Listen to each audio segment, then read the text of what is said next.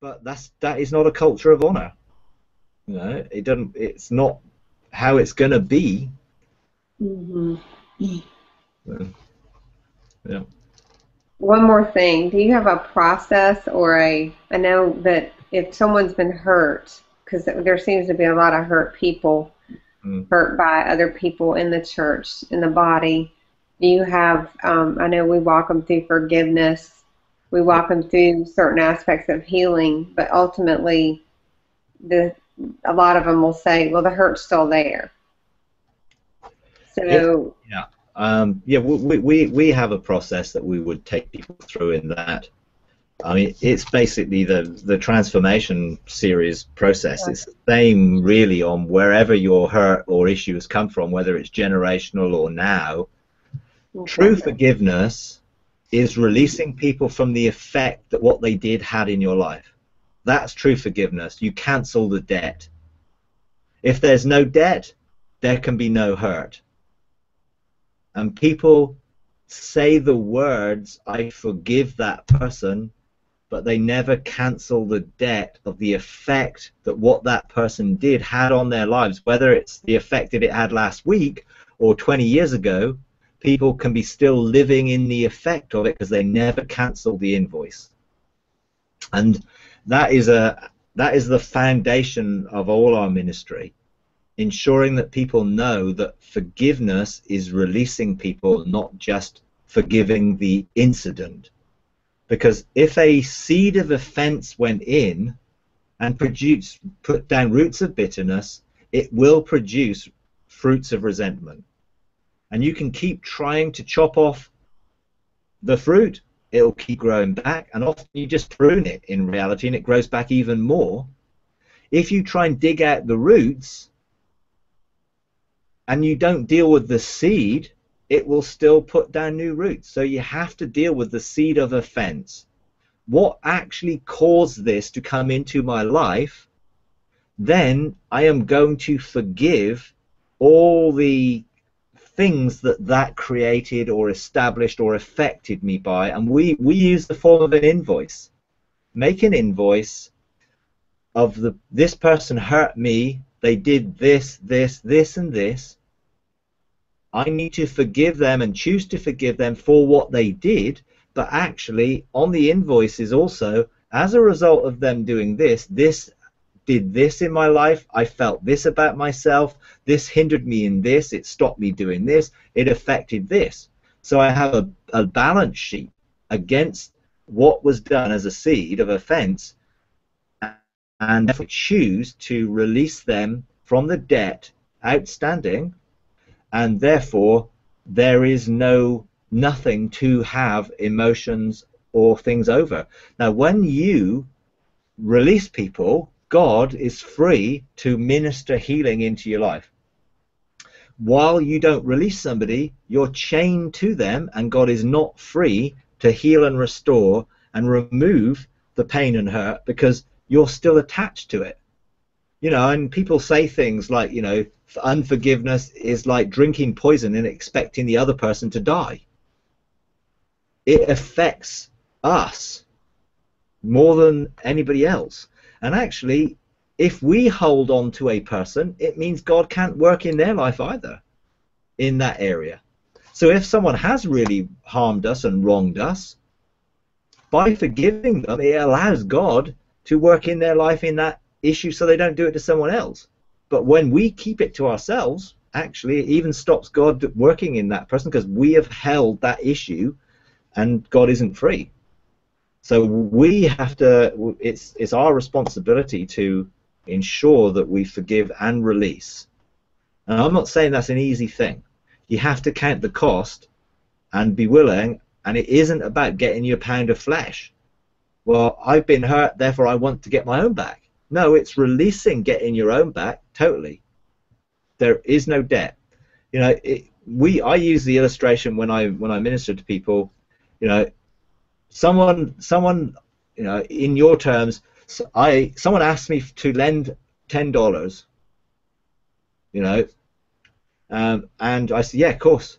And they said, well, I'll pay it back next week when I get my paycheck. I'll pay it back. That's fine. So next week comes, they don't pay it back. When I see the person, and immediately what I think about when I see the person is they owe me something. They owe me the money I lent them because they promised they were going to pay it back. Now, when I meet that person and I look at them, I'm not looking at them as a person. I'm looking at the fact that they owe me, and I am carrying that to them. Now, I can say to that person, I choose to forgive you for not paying the money back. Absolutely no problem. But if I don't cancel the debt that they still owe me, then if they don't pay it back, I'm still going to look at them because they owe me in a wrong way.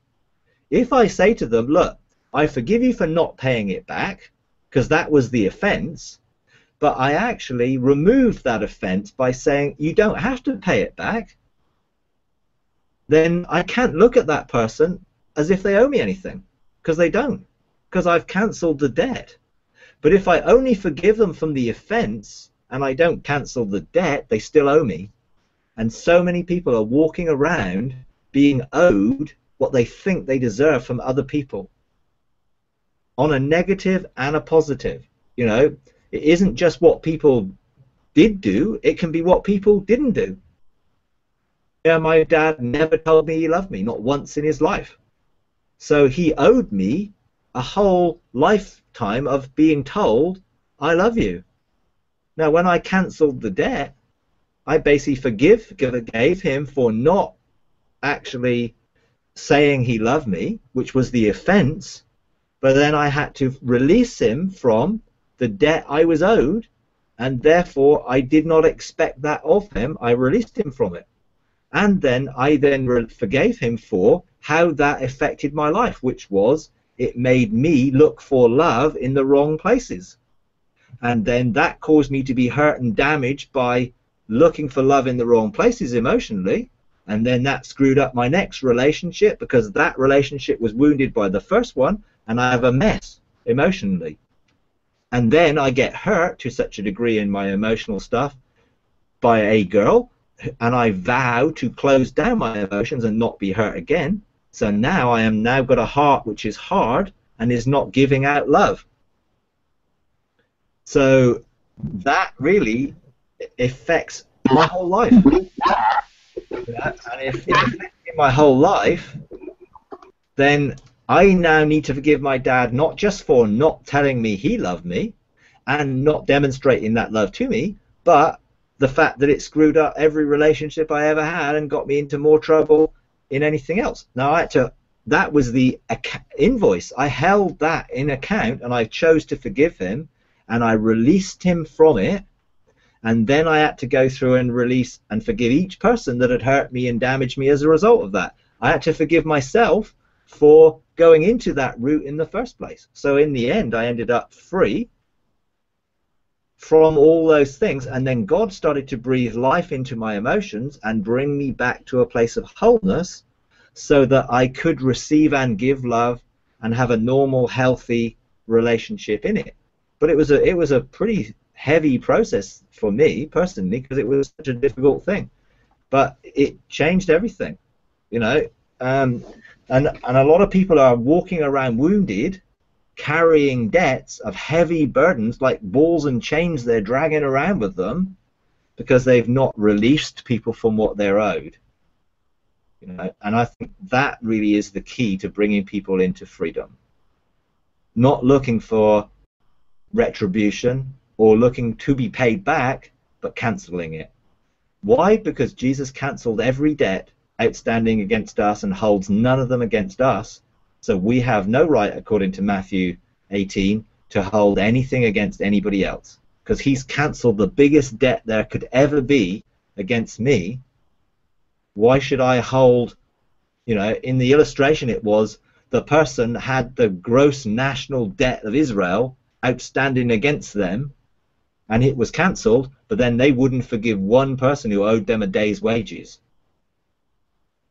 And basically what it said was, and the master handed them over to the torturers, to the torture chamber, until they would forgive everything, basically. And when we do not forgive, it is like being in a torture chamber. The enemy can put and twist the knife in our life over and over and over again, because he has access to, because we have given him access, because we have not forgiven.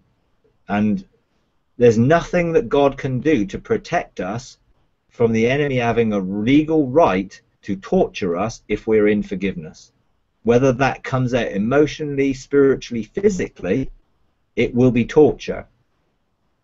And it's a huge issue in the church because of not dealing with hurts, being let down, being disappointed. Disappointment and injustice is one of the biggest issues towards unforgiveness. You know, if someone punches us in the mouth, then we have something that's really easy to recognize, and we've got a choice what we do with it. But it's not as easy in some of the emotional areas that we've been damaged in to recognize that.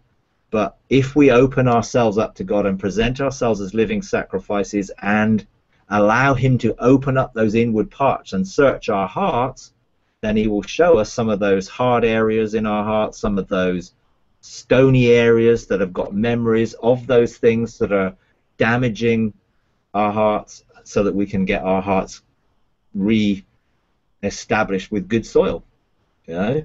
But for those who aren't willing to do it, they go on being tortured, and then cycles just repeat and repeat and repeat in their life, because in essential, roots of bitterness just bring bitter root judgments around and again and again and again. You know. But you know, the answers are all there in what Jesus said. Hey, let's love one another and forgive each other. Yeah, that's good, Mike. Okay. All right. Thanks. Okay. Yeah, very good, Mike. Thanks. Okie dokie. All right. Well,